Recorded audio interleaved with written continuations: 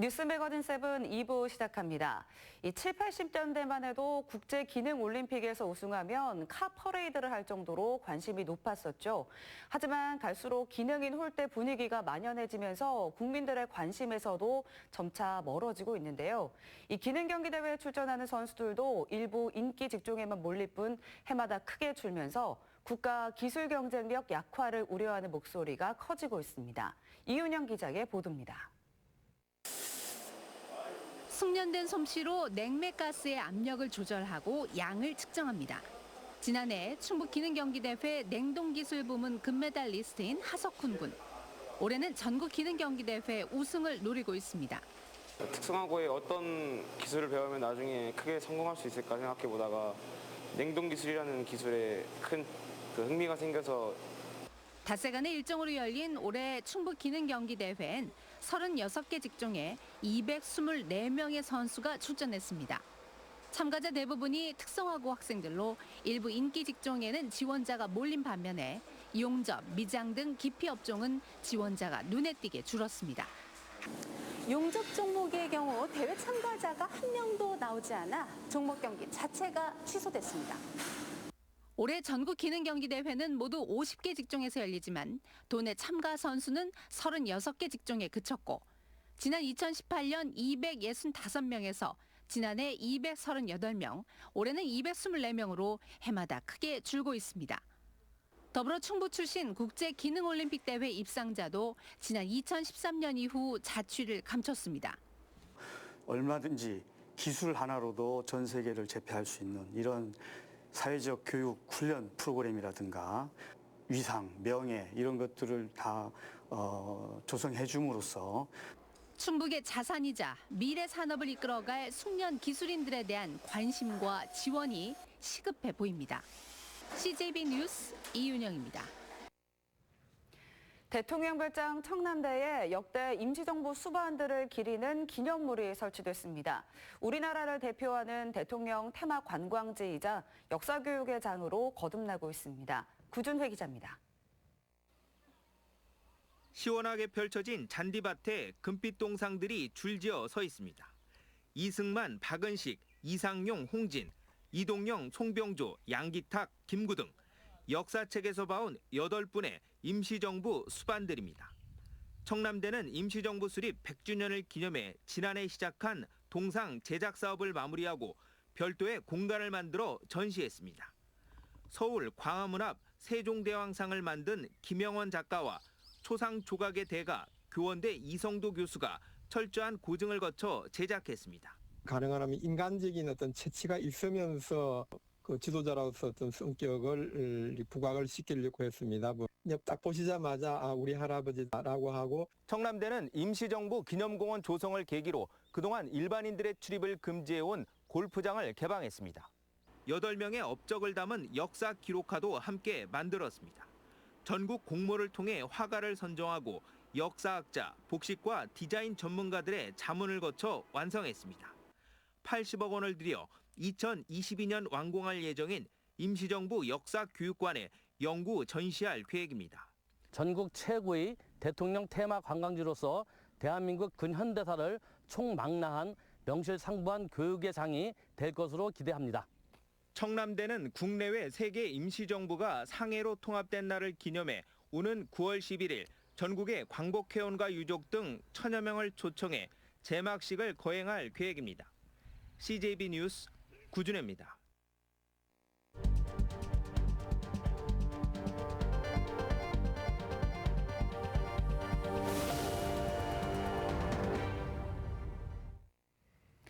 오늘의 뉴스 초점을 알아보는 뉴스 브리핑 시간입니다. 보도국 박원 기자 나와 있습니다.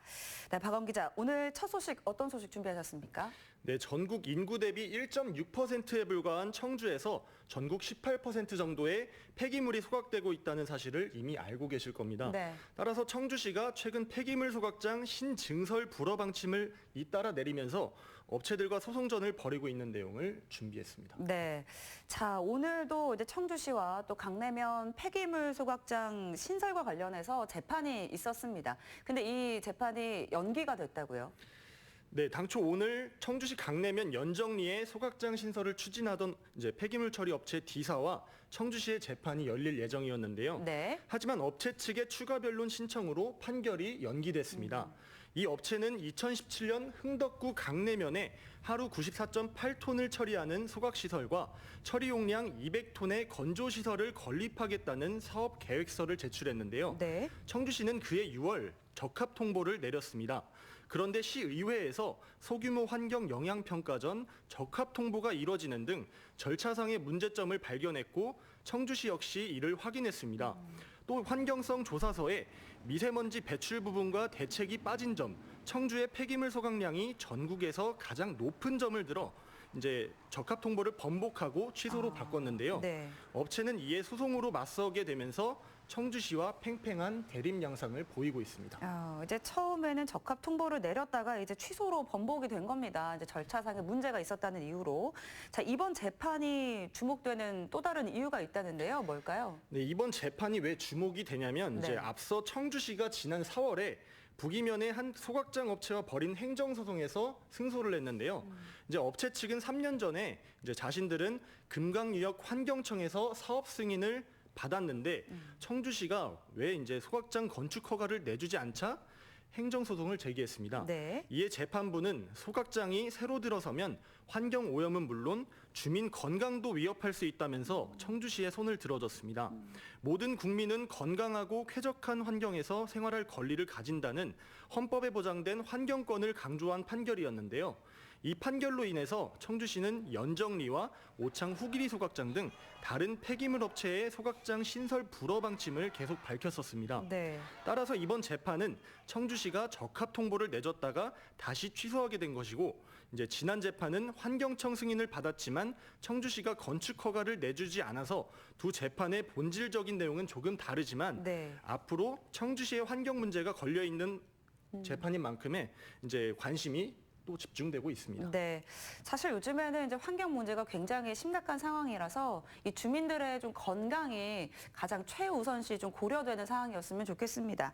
자, 다음 소식 살펴보겠습니다. 농민수당 조례안 이번에는 이제 상정조차 되지 않았다고요? 네, 원래 충북 지역 모든 농업인에게 매월 10만 원을 지급하자는 충북 농민수당 조례안이 충북 도의회에 상정되지도 못했습니다. 네. 농정협의체 구성을 통한 충북도와 농민단체 사이에 충분한 논의가 이뤄지지 않았기 때문인데요. 지난 4월에 주민 발의로 상정된 농민수당은 충청북도가 부정적인 입장을 확고히 보였었습니다. 농업 경영체를 기준으로 하면 해마다 1,900억 원이 소요되는 건 현실에 맞지 않다는 건데요. 당시 도의회는 충청북도와 농민들의 의견 차이가 큰 만큼 충분한 공청회와 토론회를 개최하고 어제 다시 논의하기로 결정했습니다. 그런데 도와 농민들의 협의가 여전히 이뤄지지 않으면서 네. 상정조차 되지 않은 건데요. 이제 문제는 여전히 양측의 입장 차이가 크다는 겁니다. 일단 농민 측은 농가당 월 10만 원 지급을 제시했었지만 네. 최근 월 5만 원으로 절반 수준을 낮추는 것도 받아들인다는 입장을 밝혔는데요. 이제 이게 환산하면 연간 450억 원대입니다. 많이 줄어들었네요. 네. 예. 그런데 이제 하지만 이제 충북도는 영세 농가 등을 중심으로 연간 35억 원까지 지원할 수 있다는 입장을 보이고 있습니다. 액수 차이가 너무 큰 차이를 보이고 있어서 이 조례안은 앞으로도 이제 상임위에서 장기간 표류할 가능성이 높습니다. 네, 이제 좀 충분한 소통이 좀 필요한 것으로 보이고요. 자, 근데 이제 농민수당과 비슷한 이 특별 법안을 박덕흠 의원이 대표 발의했었는데요. 어떤 내용인지 짚어주시죠. 네, 농업인 기초연금 지원을 위한 특별 법안, 이것이 박덕흠 의원이 발의한 건데요. 네. 농가당 매월 10만 원 이상의 현금이나 지역 상품권을 지급한다는 것이 핵심 내용입니다. 농업인 기초연금제를 도입해서 이제 농업인의 공익적 활동을 지원하고 생활 안정을 도모하겠다는 내용인데요. 네. 충청북도는 만약 이 법안이 국회에서 처리되면 추가 지방비 부담을 줄일 수 있다고 보고 있습니다. 반면 농민단체는 이 법안 통과 여부가 불투명한 상황에서 조례안 심의를 미루는 것은 도가 실행 의지가 없는 것이라고 비판하고 있는 상황인데요. 이제 농민단체가 지금 1인 시위까지 예고하고 있어가지고 이제 농민수당을 도입하는 이제 그런 갈등은 앞으로도 다시 고조될 것으로 보입니다. 네, 잘 알겠습니다. 오늘은 여기까지 듣겠습니다. 박원 기자 수고하셨습니다. 다음 소식입니다. 충북 단양군 영춘면 산골마을에는 낮에는 농사를 짓고 밤에는 연극 공연을 하는 사람들이 있습니다. 바로 만종리 대학로 극장이라는 극단인데요. 이 지역 주민들과 상생하며 극단은 자생력을 키워왔지만 코로나19로 인해 많은 어려움을 겪고 있다고 합니다. 이 연극계는 연극 생태계 조성을 위한 현실적인 정책 개발을 요구하고 있는데요. 그 현장을 서광석 프로듀서가 취재했습니다. 충북 단양군 영춘면 별방리에 위치한 옛 우체국 건물에는 예술을 배달하는 특별한 공연장이 있습니다. 이곳에는 연극이 좋았지만 현실적인 어려움에 부딪혀 자생적으로 연극을 할 수 있는 방법을 찾아 단양으로 내려온 연극인들이 살고 있는데요. 보고 싶다. 도시에 꽉 짜여진 그런 어떤 곳에서는 오히려 기회가 더 적을 수도 있어요. 근데 여기는 아무 데서나 할 수 있어요. 시골 마을에서 낮에는 농부로 밤에는 연극인으로 살아가는 단양 만종리 대학로 극장을 찾아가 보았습니다.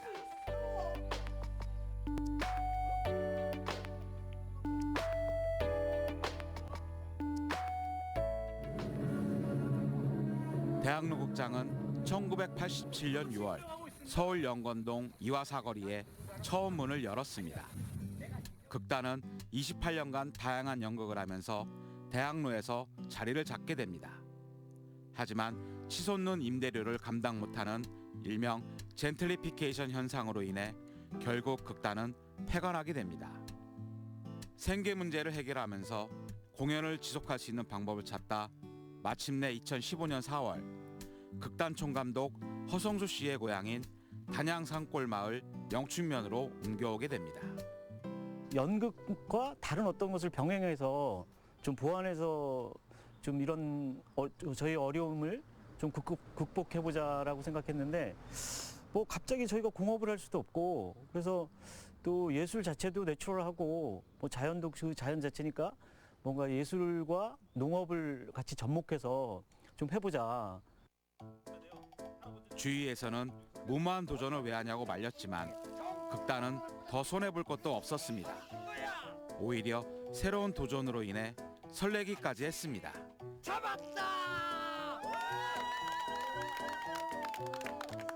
굉장히 오히려 뭐 꿈에 부풀어서 왔어요. 사실은 오히려 뭐 젠틀리피케이션이라 그래서 굉장히 마치 주변의 분들은 어디서 밀려나는 것처럼 생각하셨는데 저희는 새로운 어떤 모험이고 새로운 도전을 한다는 그런 용기와 막 희망 뭐 이런 게 굉장히 공존해서 기분 좋았던 것 같아요.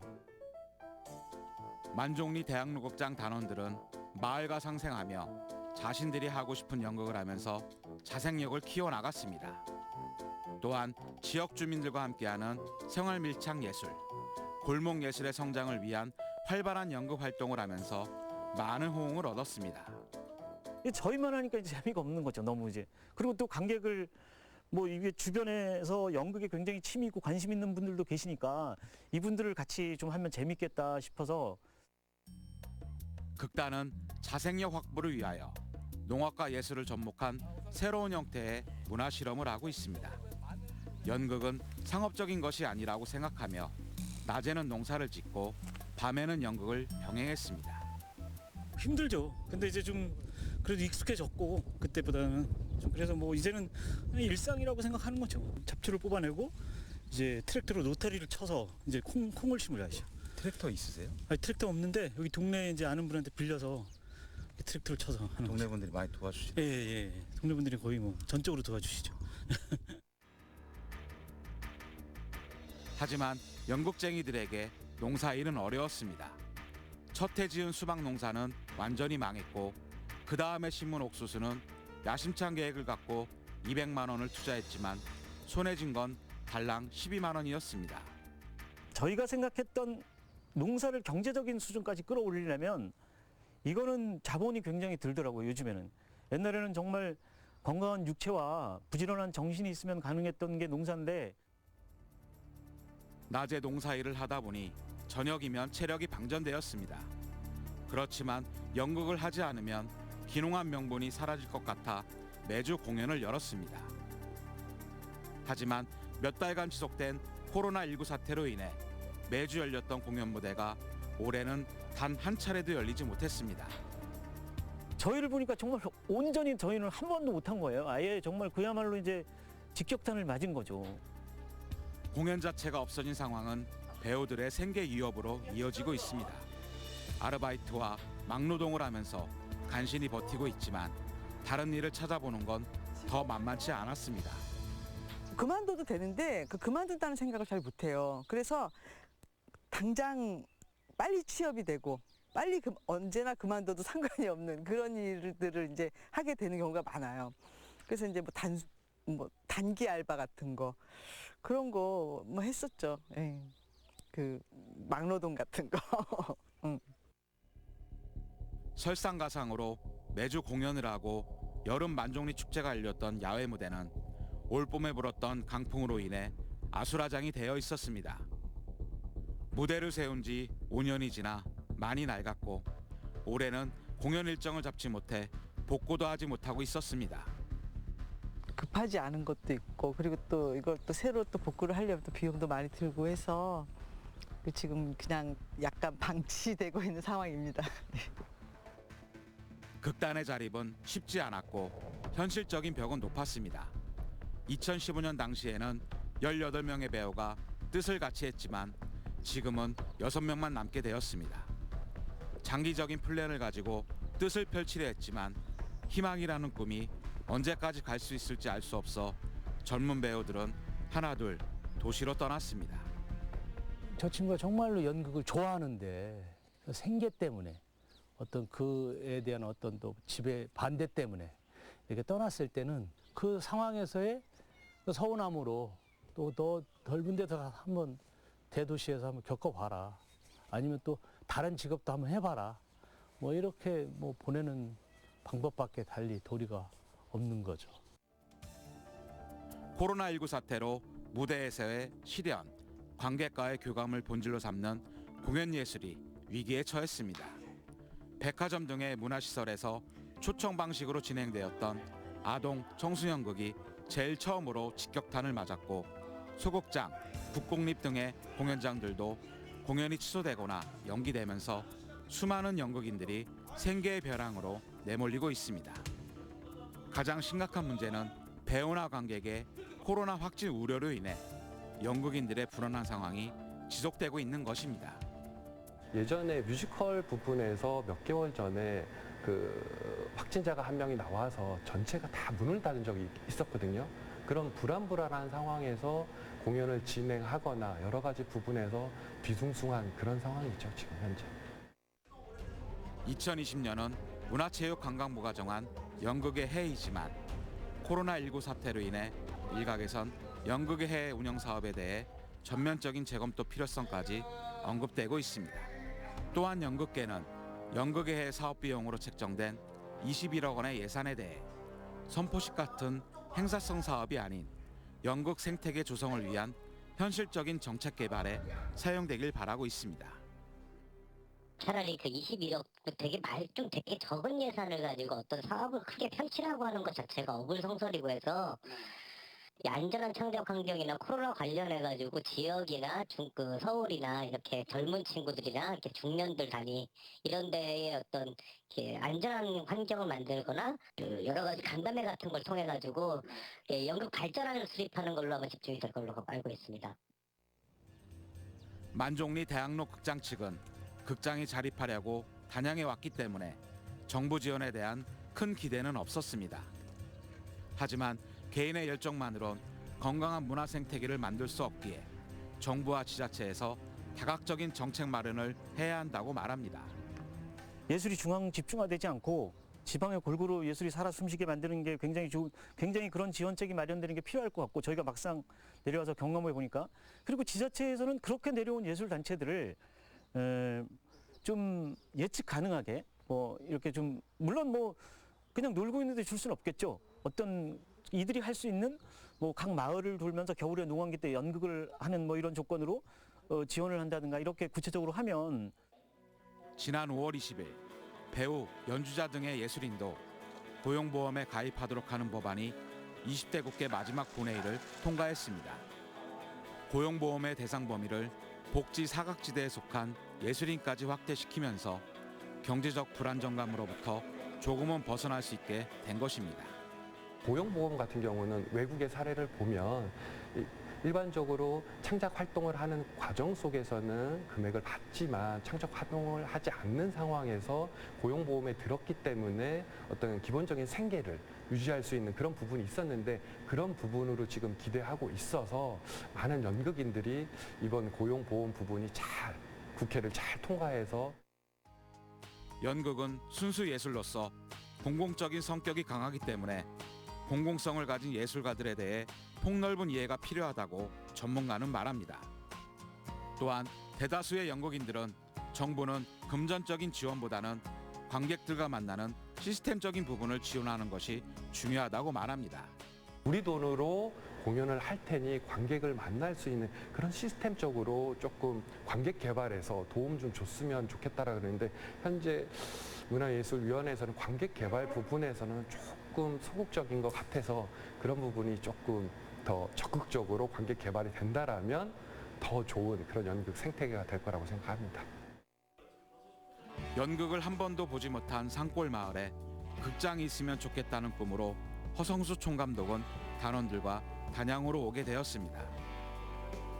그 꿈은 점점 힘들어지고 언제까지 지속될지 모르지만 오늘도 새로운 목표를 향해 공연을 준비합니다. 예술이 일상적으로 흐르는 산골 마을을 만드는 게 저희의 이제 제 꿈이고 목표고 또 그 안에서 저희가 이제 또 살아낼 수 있는 단원들하고 여기서 견뎌낼 수 있는 어떤 또 그 경제적인 것도 해결하는 게 또 꿈이죠.